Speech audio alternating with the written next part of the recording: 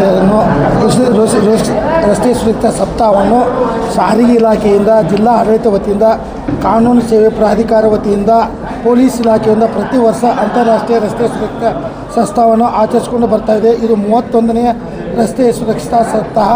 ಈ ರಸ್ತೆ ಸುರಕ್ಷತಾ ಸಪ್ತಾಹ ಏನಂದರೆ ಅಪಘಾತವನ್ನು ತಪ್ಪಿಸಿ ಪ್ರಾಣವನ್ನು ರಕ್ಷಣೆ ಮಾಡ್ಕೋತಕ್ಕಂಥ ಅದನ್ನು ಸಲುವಾಗಿ ಜನರಿಗೆ ಒಂದು ಅವೇರ್ನೆಸ್ ಕೊಡೋದು. ನೀವು ಸುರಕ್ಷಿತವಾಗಿದ್ದರೆ ನಾವು ಎಲ್ಲರೂ ಸುರಕ್ಷಿತ ಅನ್ನುವಂಥದ್ದನ್ನು ಜನರಿಗೆ ತಿಳಿಸ್ಕೊಡ್ಲಿಕ್ಕೆ ರಸ್ತೆ ಸುರಕ್ಷಿತವಾಗಿದ್ದರೆ ಜೀವ ರಕ್ಷೆ ಅನ್ನುವಂಥ ಸ್ಲೋಗನ್ನೊಂದಿಗೆ ಈ ರಸ್ತೆ ಸುರಕ್ಷತಾ ಸಪ್ತಾಹವನ್ನು ಪ್ರತಿ ವರ್ಷ ನಮ್ಮ ಇಲಾಖೆಯಿಂದ ಆಚರಿಸಿಕೊಂಡು ಬರ್ತಾಯಿದೆ. ತಾವು ಎಲ್ಲರೂ ಇದರಲ್ಲಿ ಭಾಗವಹಿಸಿ ಕಾರ್ಯಕ್ರಮವನ್ನು ಯಶಸ್ವಿಗೊಳಿಸಿ ಎಲ್ಲರಿಗೂ ಧನ್ಯವಾದ ಸಲ್ಲಿಸ್ತು ನಮ್ಮ ನಮಸ್ಕಾರಗಳನ್ನು ಸಲ್ಲಿಸುತ್ತೇವೆ. ಇಲಾಖೆ ವತಿಯಿಂದ ಹಮ್ಮಿಕೊಂಡಿರುವ ರಾಷ್ಟ್ರೀಯ ರಸ್ತೆ ಸುರಕ್ಷತಾ ಮಾಸಾಚರಣೆ 2026ರ ಉಪಯೋಗವನ್ನು ಎಲ್ಲರೂ ತಗೊಳ್ರಿ. ಎಲ್ಲರೂ ತಮ್ಮ ತಮ್ಮ ವಾಹನಗಳಿಗೆ ಕಡ್ಡಾಯವಾಗಿ ವಿಮೆ ಮಾಡಿಸ್ರಿ. ಚಾಲಕರು ಚಾಲನಾ ಪತ್ರವನ್ನು ಪಡೀರಿ. ರಸ್ತೆ ಸುರಕ್ಷತೆಯ ನಿಯಮಗಳನ್ನು ಕಡ್ಡಾಯವಾಗಿ ಪಾಲಿಸಿ. ರಸ್ತೆ ಸುರಕ್ಷತೆ ನಿಯಮಗಳನ್ನು ಪಾಲಿಸಿ ಅಪಘಾತ ಆಗೋದನ್ನು ತಪ್ಪಿಸಿ ಅಂತ ಈ ಮೂಲಕ ತಮ್ಮಲ್ಲಿ ನಾನು ಮನವಿಯನ್ನು ಮಾಡ್ಕೊತೀನಿ. ಅಭಿಯಾನಕ್ಕೆ ಇವತ್ತು ಚಾಲನೆ ಕೊಟ್ಟಿದ್ದಾಯಿತು. ಇವತ್ತಿನಿಂದ ಯಾರೇ ಚಾಲಕರಾಗಿರ್ಬೋದು, ಮಾಲೀಕರಾಗಬೇಕು, ರಾಜ್ಯಾದ್ಯಂತ ಇವತ್ತಿನ ನಗರದಲ್ಲಿ, ಗೋಕಾಕ್ ನಗರದಲ್ಲಿ ಏನಿರ್ತಕ್ಕಂಥ ಎಲ್ಲ ವಾಹನ ಮಾಲೀಕರು, ಚಾಲಕರು ಗಾಡಿಗಳಿಗೆ ಬೇಕಾಗಿರ್ತಕ್ಕಂಥ ಈಗಾಗಲೇ ನಮ್ಮ ಸಾಹೇಬರು ಹೇಳಿದಂಗೆ DL, RC, ಇನ್ಶೂರೆನ್ಸು ಇವೆಲ್ಲ ಕಾಗದ ಪತ್ರಗಳನ್ನು ತಮ್ಮ ವಿಮೆಗೆ ಒಳಪಡಿಸಿ ಎಲ್ಲವನ್ನು ಪರಿಶೀಲಿಸಿ ರಸ್ತೆಯನ್ನು ಗಾಡಿ ಮೇಲೆ ಚಲಾಯಿಸಬೇಕು.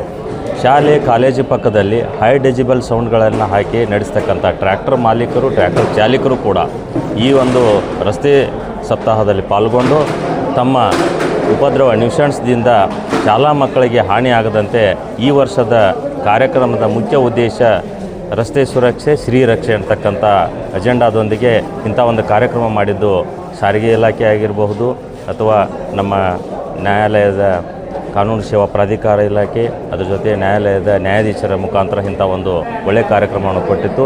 ಇದು ಸಾಧ್ಯವಾದರೆ ಎಲ್ಲ ಕಡೆ ಚಾಲನೆಯಲ್ಲಿ ಬರಬೇಕು. ಇದನ್ನು ಕಟ್ಟುನಿಟ್ಟಾಗಿ ಅನುಸರಿಸಿದ್ದೇ ಆದರೆ ಎಲ್ಲರೂ ರಸ್ತೆ ಅಪಘಾತದಿಂದ ದೂರಿರಲು ಚಾನ್ಸಸ್ ಇದೆ ಅಂತ ಹೇಳ್ತೇನೆ. ಎಲ್ಲರಿಗೂ ನಮಸ್ಕಾರ. ಹಲವು ದೇಶಗಳಲ್ಲಿ ವಾಹನ ಚಲಾಯಿಸಲು ಗರಿಷ್ಠ ಕಾನೂನುಬದ್ಧ ರಕ್ತ ಆಲ್ಕೋಹಾಲ್ ಸಾಂದ್ರತೆ BS ಮಿತಿ ಎಷ್ಟು?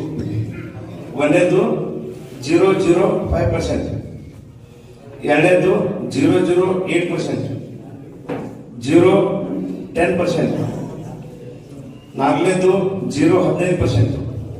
ಎಷ್ಟು ಪರ್ಸೆಂಟ್ ಅಪ್ಪ? ಆಲ್ಕೋಹಾಲ್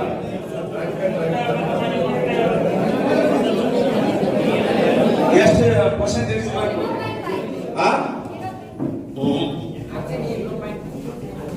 ವಿದ್ಯಾರ್ಥಿನಿಯರು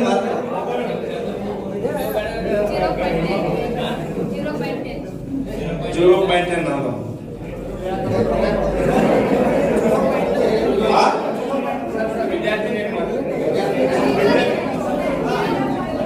ಜೀರೋ ಅಲ್ಲ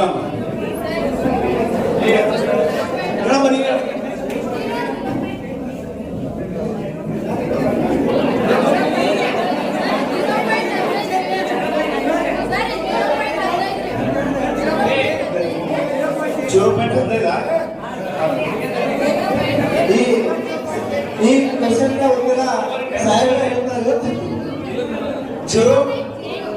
0.8 ಕರೆಕ್ಟ್.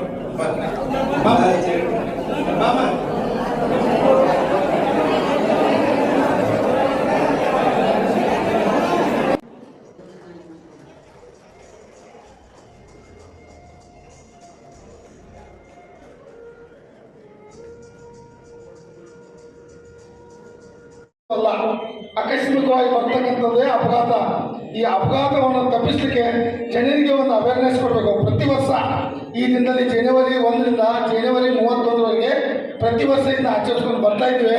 ಅದಕ್ಕಾಗಿ ಎಲ್ಲ ವಾಹನ ಮಾಲೀಕರು, ಚಾಲಕರು ಸುರಕ್ಷಿತವಾಗಿ ಮನೆಯನ್ನು ತಲುಪಬೇಕು. ಏನೇನು ವಾಹನ ಸುರಕ್ಷಿತವಾಗಿ ತಲುಪಬೇಕಂದ್ರೆ ಎಚ್ಚರಿಕೆ ಚಿಹ್ನೆ, ಮಾಹಿತಿ ಚಿಹ್ನೆ, ಕಡ್ಡಾಯ ಚಿಹ್ನೆ, ದ್ವಿಚಕ್ರ ವಾಹನ ಸವಾರರು ಹೆಲ್ಮೆಟ್ವನ್ನು ಧರಿಸಿ, ಇಬ್ಬರು ಹಿಂಬದಿ ಸವಾರು ಮುಂಬದಿ ಸವಾರು ಶಿರಸ್ತಾಸ್ತ್ರ, ಹೆಲ್ಮೆಟ್ ಅಂದರೆ ಶಿರಸ್ತಾಸ್ತ್ರವನ್ನು ಧರಿಸಿ ಪ್ರಯಾಣ ಮಾಡಿದ ಫಸ್ಟ್ ಅಪಘಾತವಾಯಿತು ಅಂದ್ರೆ ಫಸ್ಟ್ ಪೆಟ್ಟದ್ದು ತಲೆಗೆ. ಅದನ್ನು ಅಪಘಾತದಲ್ಲಿ ಜೀವ ಉಳಿಬೇಕಾದ್ರೆ ತಲೆಯನ್ನು ಮಣ್ಣು ಕುಡಿಕಿದಾಗ ಅದಕ್ಕೆ ಎಲ್ಲರೂ ಪೆಟ್ಟಿದ್ರೆ ಫಸ್ಟ್ ಸಾಯೋದ್ರಿಂದ ಅದಕ್ಕೆ ಶಿರಸ್ತಾಸ್ತ್ರವನ್ನು ಧರಿಸಬೇಕು. ದ್ವಿಚಕ್ರ ವಾಹನ ಸವಾರರು ವೇಗದ ಮಿತಿಯನ್ನು ಎಲ್ಲೆಲ್ಲಿ ಎಷ್ಟು ಕೊಟ್ಟಿರ್ತದೆ ಅದು ನಿರ್ದಿಷ್ಟವಾಗಿರ್ತಕ್ಕಂಥ ವೇಗದ ಮಿತಿಯಲ್ಲಿ ಮುನ್ನುಗ್ಗಬೇಕು.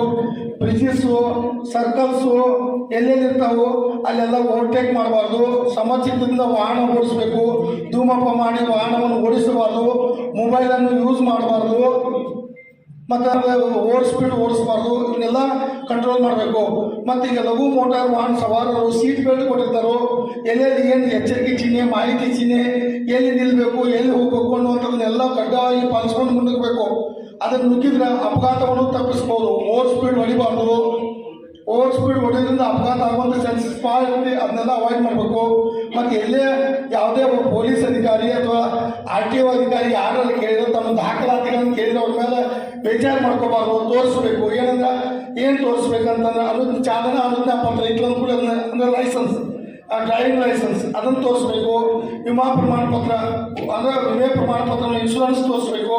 ಆಮೇಲೆ ವಾಯು ಮಾಲಿನ್ಯ ಪ್ರಮಾಣ ಪತ್ರ ಅಂದರೆ ಎಮಿಷನ್ ಟೆಸ್ಟಿಂಗ್ ಸರ್ಟಿಫಿಕೇಟ್ ಅದನ್ನು ತೋರಿಸ್ಬೇಕು. ಟ್ಯಾಕ್ಸ್ ಕಾರ್ಡ್ ಅಥವಾ ದೊಡ್ಡ ವಾಹನ ಇರ್ತಾವಲ್ಲ, ಲಘು ಮೋಟಾರ್ ವಾಹನ, ಭಾರಿ ಸರಕು ಸಾಗಣೆ ವಾಹನ ಇಂಥವು ಟ್ಯಾಕ್ಸ್ ತೋರಿಸ್ಬೇಕು. ಪರ್ಮಿಟ್ ತೋರಿಸ್ಬೇಕು. ಎಲ್ಲ ಸರ್ಕಾರಕ್ಕೆ ಇರ್ತಕ್ಕಂಥ ತೆರಿಗೆ ಪಾವತಿಯನ್ನು ಅದನ್ನು ಇಟ್ಕೊಂಡಿರ್ಬೇಕು.